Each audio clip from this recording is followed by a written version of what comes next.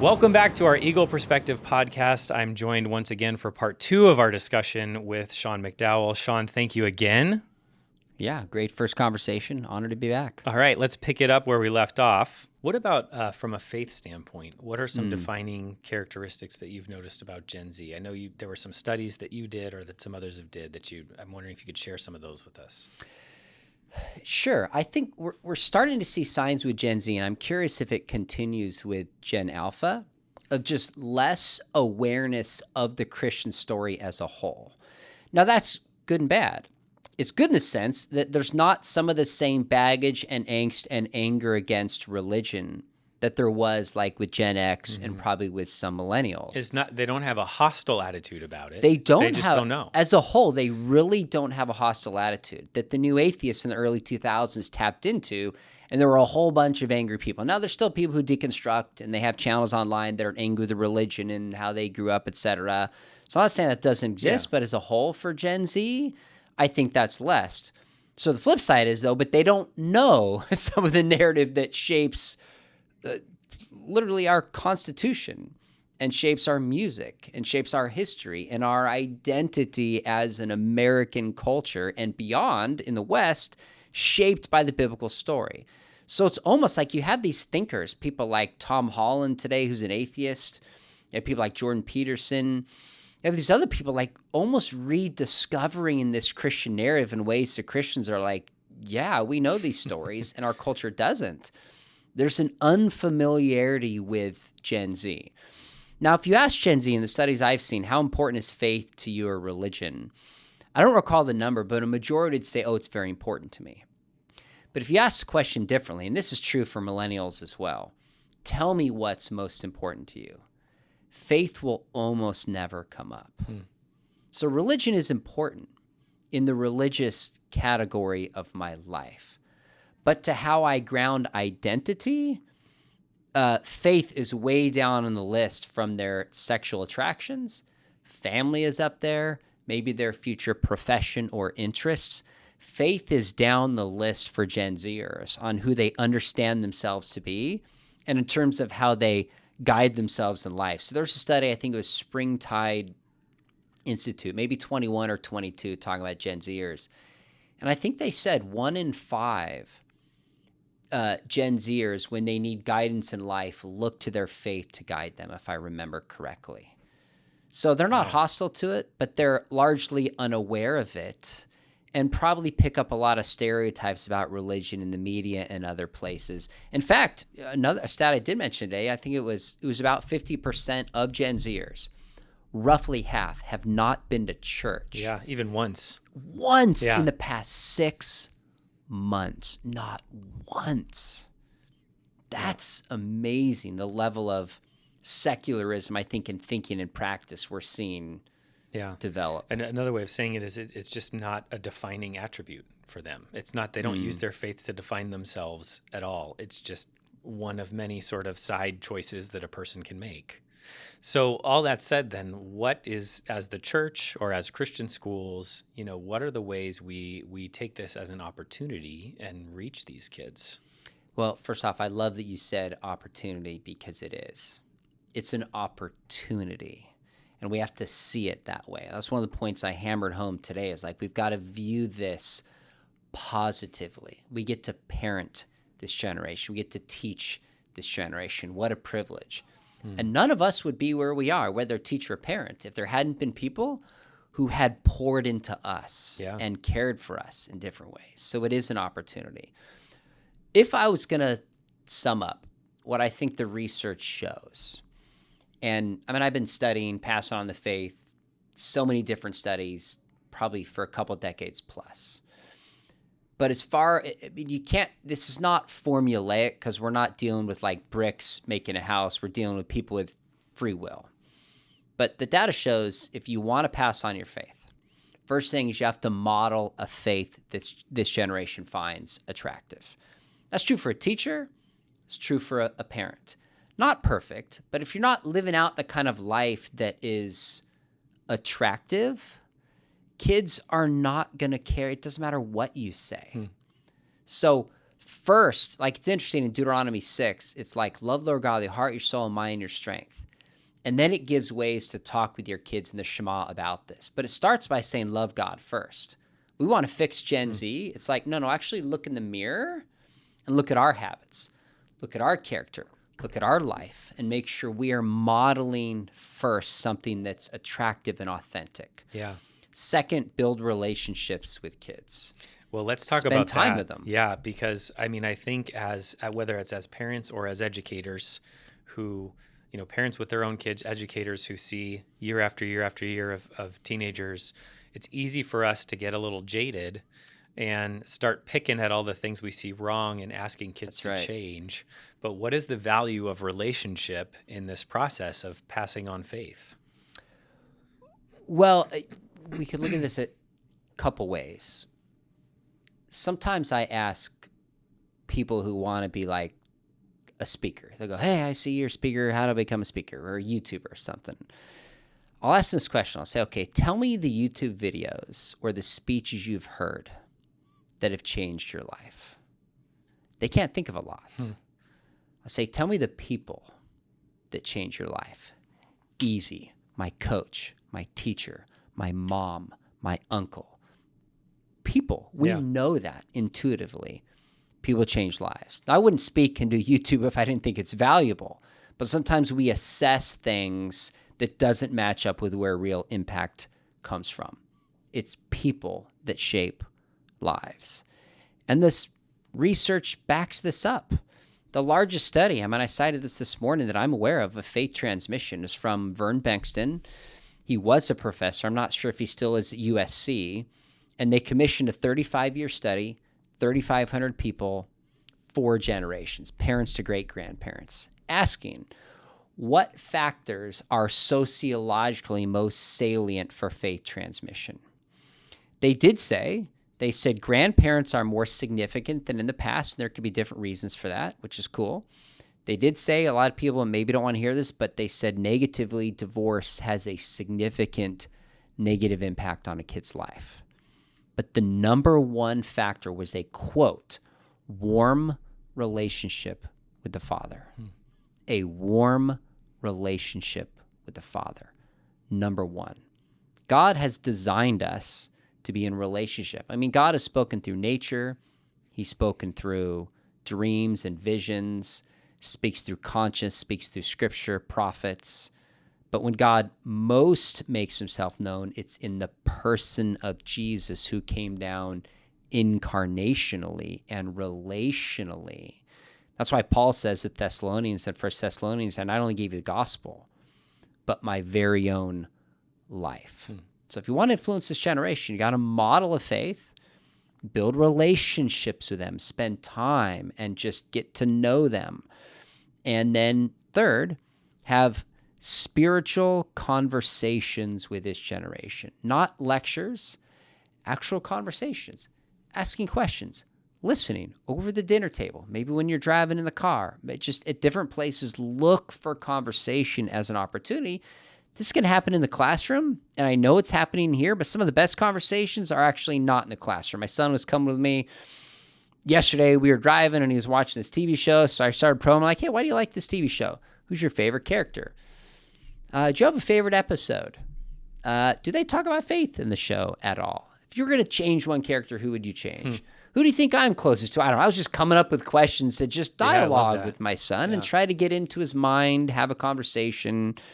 And then, a couple of things he said, here's something maybe to think about in the show you hadn't thought about. And he listened because it was in the context of a conversation. So modeling relationships, spiritual conversations is statistically what I think the data show is the best chance we have, of course, through prayer, of seeing our kids adopt our faith. Yeah, I love that. And, I guess sort of selfishly, I think about what we do here at Santa Fe, and we have this great culture of, actually, it is outside the classroom. It happens in the classroom, but kids that want to go in at lunchtime and sit with teachers and just kind of shoot the breeze with them. And out of that comes a lot of these conversations. Love it. Which is, I think, some of the most valuable part of school is those times of mentorship, sort of casual, almost accidental Intentional because it's our structure, but accidental in that, we don't choose which kids walk into which rooms. It just sort of happens, right? Which is pretty cool. You mentioned having spiritual conversations. I'm thinking about this mostly from a parent standpoint, but it sounds great in theory.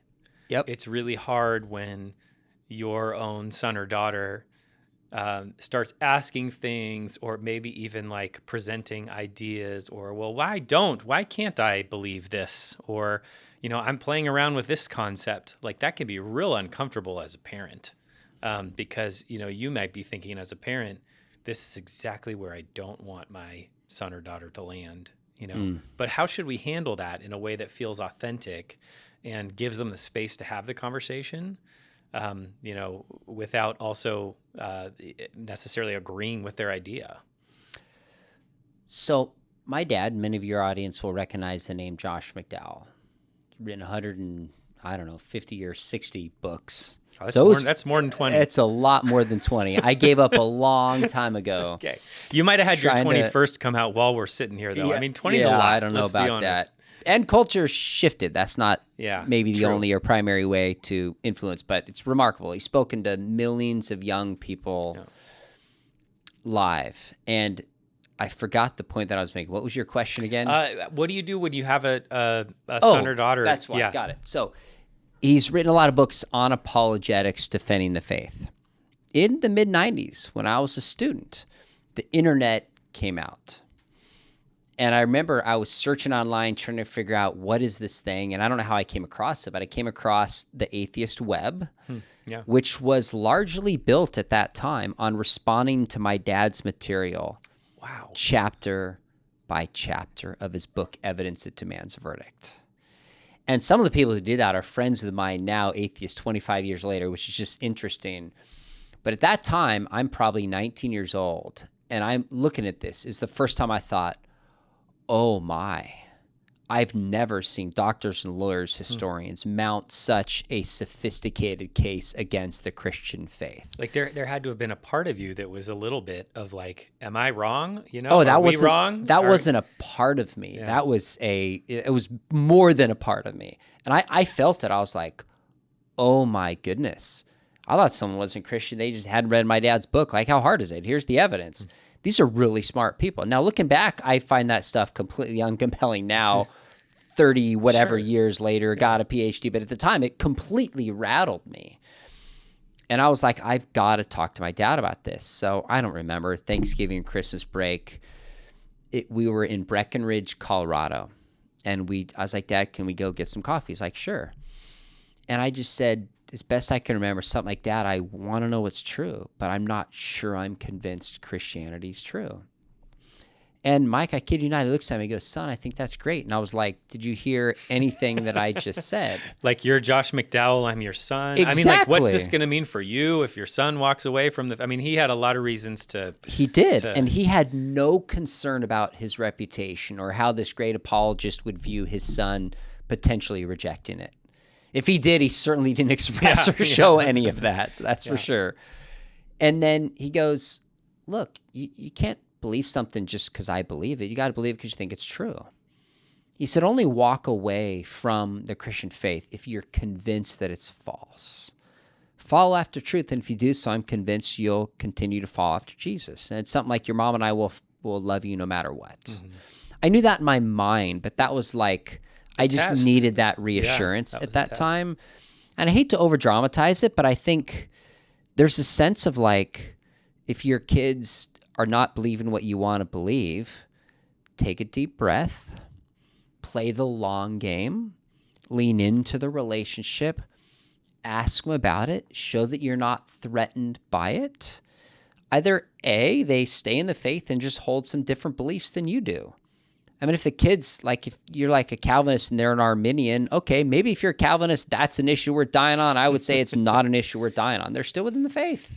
If they differ over the age of the earth, okay, important, but like, try to think through how central and important is this and worth dying on or not. Yeah. Or maybe they do leave the faith for a while. That might happen. If that's the case, don't beat yourself up. It's not your fault. but you want to be a part of that conversation. If the kid leaves, you want that relationship to continue. Mm-hmm. You want to play the long game. And I've seen a lot of people leave at my time and then come back over time. So you want to kind of position yourself to be in relationship with them for a long time and show you're not threatened by this. You love them no matter what. You certainly can express your concern. But my dad told me a while ago, I think it was brilliant. He said, I thought through the different things you kids could potentially say to me and how I would respond. So I have 3 sisters. If one of my sisters had said, 16-year-old dad, I'm pregnant, how would he respond? He had actually thought that through in his mind. Wow. He had thought through, if I said, Dad, I'm gay, how would he respond? Or if I was like, Dad, I'm dropping out of high school and I'm smoking pot, or I'm whatever, like just whatever scenario, would think it through that didn't fit maybe how he would want us to live our lives, so I can show grace in that moment. So much wisdom in that. Yeah. So there is, I'm just going through all the things I need to think about now. It's a little overwhelming, but I love that advice of, have the conversation in your head a little bit first. So that you're ready for it. The truth, I think, for all of us with our kids is it's probably not going to be a straight, narrow, clear path the entire way. There's no probably about it. Yeah. So, except maybe my older sister. She was pretty much on the straight and narrow, determined had it. That's like the exception. Don't expect that. Yeah. It just doesn't happen. That's okay. Yeah. What are some other things based on your time, both teaching teenagers? You've seen a lot of these students, obviously at Biola as well. Other things you've noticed or ways for us to help them, stay in the faith, given all that's around them and given the tendencies of their generation. I would say one of the most important skills to just cultivate is asking good questions. I think a lot about what is a good question? How do I ask good questions? For relationships, it unlocks insights into somebody by asking good questions. I've known my wife in 3rd grade. I met her in Julian. We rode the same bus going way back. You met your wife in 3rd grade? I remember her in 3rd grade. Her dad taught at Julian High School. He was one of my teachers for years. We rode the same bus in When Pine, did you know you were Pine going to marry her? Hills. 4th grade. No, that's not true. That's totally not true. That's a whole nother story. But in college, we started going out when I was in high school all the way through. But I've known her, I do the math, whatever decades that is, probably about 35 years. And I still think of what question can I ask my wife to unlock something new about her? And now I think of good question. I'm like, I didn't know that about you. How interesting. So relationally, questions unlock things. Yeah. Do you know in the Gospels and Acts, we have recorded 340 questions that Jesus asks. Letters of Paul, there's 266. In the entire Bible, there's about 3,000 questions. The God who made our brains largely communicates to us through 2 means. One, tells stories. Stories, stories, stories. People remember stories. Yeah. So I tell a lot of stories to my kids. I share stories with them because they'll remember them. And that's really what shapes our worldview. You want to know what someone believes, look at the people who shape them and the stories that they tell themselves about hard work or success or whatever it is. So stories and questions. Yeah. Ask good questions. And the key to that is just be a person who's curious. Not gotcha questions, not yes, no questions. I try to be a really good interviewer, and I think I've gotten better at it. I got an email from a guy who goes, hey, I've done interviews for years. Stop asking yes, no questions. I was like, dang it, he's right. Shoot. How do I ask better questions? I've got to improve this. He literally took the time to email me that, and he was right. So ask questions with this generation. Yeah. Build relationships. Be curious. Play the long game. Model what it really means to be a Christian. And I think, if we're passionate about what we do, I think it rubs off on the next generation. Yeah. So part of modeling is I want my kids to know. So we were sitting at dinner last night, and I don't know, we were just talking about my son wants an e-bike and he wants a PlayStation and he's 12 and we're navigating when can you get this and is it dangerous? We're just talking about what he's going to do, which is a lot of time as a family. I said, I just want to share with you guys one highlight from today. I was at church this morning, and I gave a talk on 7 evidences that God is back in 2025. I said, a man came up, he sends his kids to a Christian school, and his wife is a Christian, but he's an atheist. And he heard me, he was like, that's really interesting. I've never talked to a pastor after a message. What's your podcast? What are your books? I want to follow up and read this. I was like, kids, it's amazing. Like, he had never heard this before. God could use that in his life to lead him to faith. Isn't that cool? And I really care about that. Like, that's what is important to me. So I just share it with my kids, and they see the passion. They remember the story. So share those things with your kids and do it enthusiastically. I mean, the Bible says, love Lord God with your heart, your soul, your mind, and your strength. So I would ask people, what do you love? And I love basketball. Sounds like you love basketball. That's great. I love superheroes. You have a favorite? I actually, Spider-Man, I could come back and tell you why if you want to. I love to exercise. There's certain things I love. And I really hope my kids see that I love Jesus. Man, listening to you talk, there's so many thoughts that come to mind, but the asking questions in particular, I'm thinking about all the times in the Gospels where someone approaches Jesus with a question. Yep. And he responds with another question. That's right. He does. So that's a real salient point and takeaway.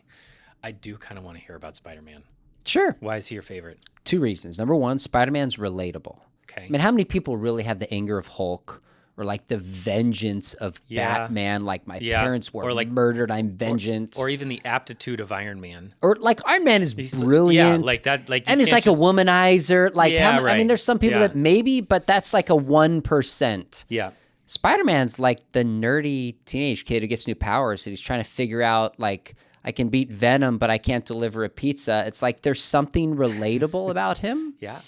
But second, Stan Lee, who's the creator of Marvel, a lot of the Marvel characters, uniquely gave some of the characters different ethics. Like the ethic of Captain America that he lives by is different than the Wolverine ethic. Sure. That's different than Thor. Yeah. Spider-Man's ethic is shaped by Ben Parker said to him, with great power comes great responsibility.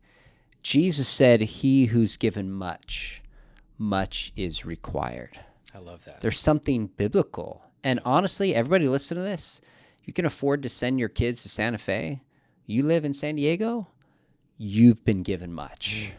Much is required of us. Yeah. Amen. Getting back to this idea of having spiritual conversations with your kids, what does that look like?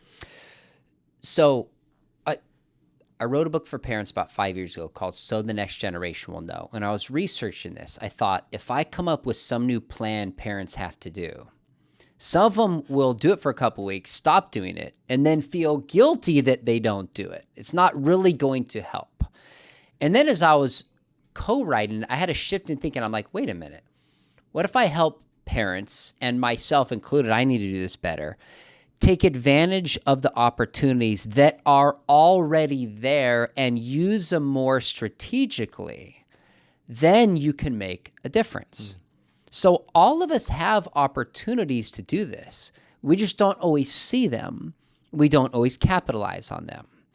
So, gosh, I don't know how many, maybe this has been about 5 or 6 years. The movie Bohemian Rhapsody came out. Remember this movie about the rock band Queen? Yes. I guess it was 6 years ago because my son is 20 and he was 14. It's PG-13. He was like, Dad, this looks interesting. Can I go? And I was a little bit torn because some of the themes and ideas, but I looked at him like, it's PG-13. His mom was cool with it. I said, okay, I'll take you and a friend and spend $100 on tickets and popcorn. If when we're done, you just tell me what you thought about the movie. I want to know what you saw, what you learned, and can we just talk about it? But he goes, sure. So I took him and a friend a movie. We came back, and then we just sat down at the dinner table, probably 20 or 30 minutes. And I said, hey, you want to see the movie? What'd you think? What surprised you? Did you enjoy the movie? What was your favorite scene? Then I said, is there anything as Christians we look at in this film and we can say, you know what, we can celebrate that. We agree with that. Then I said, were there any times in this movie you felt like you were being preached at? Were there any ideas in this movie that we as Christians should say, you know what, I'm not sure I'm on board with that? And we just talked about it. So the opportunity was there, seized it, it worked out. So with not all kids will do that. Yeah. My daughter, a little bit differently, is I'm actually doing this with my 12-year-old son now, is she wanted to make money for these Birkenstock shoes. And they're like, I don't know, they're over $100, $150. Just as an aside, I cannot believe Birkenstocks are in style right now amongst teenagers. Oh my goodness. Like I made fun It of is my funny dad. about it's like Crocs coming back. My dad wore socks and Birkenstocks around the house, and I just made fun Isn't of how not that cool funny? he was. And now he's right. I can't. It's hard for me to live with it. It comes in cycles. Yeah, it So does. she just wanted these Birkenstocks, and they're expensive shoes. And so I had this idea spurred on by a friend. I said, okay, so if you watch each PragerU, Dennis Prager, this Jewish talk show host, has great Bible commentaries, has these short videos that are 5 minutes long, biblical issues, cultural issues, political issues. I said, all right, if you watch one of these, just write a summary of it and your thoughts. Each one you do, I'll give you $5, but you have to talk to me about it. Now, my son would not do that. He's like, I'm not doing it. But my daughter did. She liked 20 of them. Wow. Made enough money. Yeah. We went and got the Birkenstocks. Mm-hmm. That worked for her. My daughter also, when I wrote a book called Chasing Love. And actually, to answer your question, that is probably one of my favorite books. Ah, now I okay, think we about got it. there. All right. I do love that book, somewhat pun intended. But so that book, I thought, you know what, I really want my daughter to read this. So at the time, I think she was maybe 13. And I said, tell you what, I'm writing this book for teenagers. If you'll just read it and give me your feedback, I'll take you to get whatever pair of shoes, it was shoes again, that you want. I can't remember. I gave her an amount. And she goes, well, Dad, I could get 2 or 3 pair at the mall for that amount. I'm like, that's totally fine. You get this budget. So she read it. And then we went out to coffee and we talked for an hour and a half. And I just said, hey, what'd you think? Did it surprise you knowing your dad things that I said? Is there anything you thought was wrong? What was most interesting to you? What did you learn? And we just talked about it for an hour and a half. Then I went and bought her some shoes. So I think if we just kind of open our eyes and shift our thinking, there are opportunities to talk with kids about faith. One more practical example. This is not from me. This is from a friend of mine, Natasha Crane, who, if you haven't had her here, you would love her here at San Fe. She has a number of wonderful books, especially on passing on the faith really well. And she'd play a game with her kids called Spot the Lie. They just watch Hollywood movies together, and she'd say, spot the lie. And she's, wait a minute, they're saying this about marriage. Yeah, that's a lie. Wait a minute, they said this about whatever the issue is. And it just teaches them to think a certain way. Those are the kinds of practical. So some conversations can be 90 minutes with my daughter before I buy shoes because she read a book. The others are like 90 seconds here because you spot the lie and then you move on. Yeah. All of that are the kinds of spiritual conversations you can have. I love that. It's a sneaky way too of getting them to see what's being presented to them and what assumptions are in it. Yeah. And, I just started maybe a version of this. So my kids are 9 and 6, and my 9-year-old is, listening to songs. They're all, we're pretty careful about what we let her listen to, but there are meanings in them. So I've actually just started, like, she's singing along, and I've just started asking her, hey, what's this song about? And I feel like it's a good exercise of making her even describe what she's singing about. For sure. And I can see the next level of that is going to be, so what do we think about that? So that's a good tip that I think I'm building on. So Good thank for you. Yeah. Yeah. Heck yeah. All right, what else? You want me to do a closing and then a middle? Okay. Well, I know we could probably keep doing this for hours. We are so grateful for your time. Sean, thank you so much, not just for this, but for coming to our community for a couple days and spending so much time with us. We couldn't be more grateful. Oh, I appreciate you saying that. It brings back a lot of memories, and there's a lot of relationships here that go deep. And I'm thrilled. I believe in Christian education. Taught there 21 years. Have sent all my kids to kind of a Santa Fe Christian type school about an hour north. So happy to help. Honored to be here. This has been fun. If your position here at a Christian school doesn't work out, man, you nailed it in this interview. You kept the conversation going. Good questions. I just noticed Santa Fe Christian TV. My goodness, you act like a rookie. You got a T-shirt. This is our student TV group. They're actually awesome. It looks legit. Love to. They are legit. I'm So impressed. they do a good job. And no, I appreciate your kind words. And I will say I'm excited about book 21 coming out. Thank you for being a good sport. Here from the author of 0 books. You're welcome. So really appreciate it. Thank you to those of you watching and listening. If this is your first time seeing one of our podcasts, you can catch other episodes of our Eagle Perspective podcast on Spotify, Apple Music, or elsewhere podcasts are available. You can see our video podcasts on YouTube. We look forward to seeing you again soon.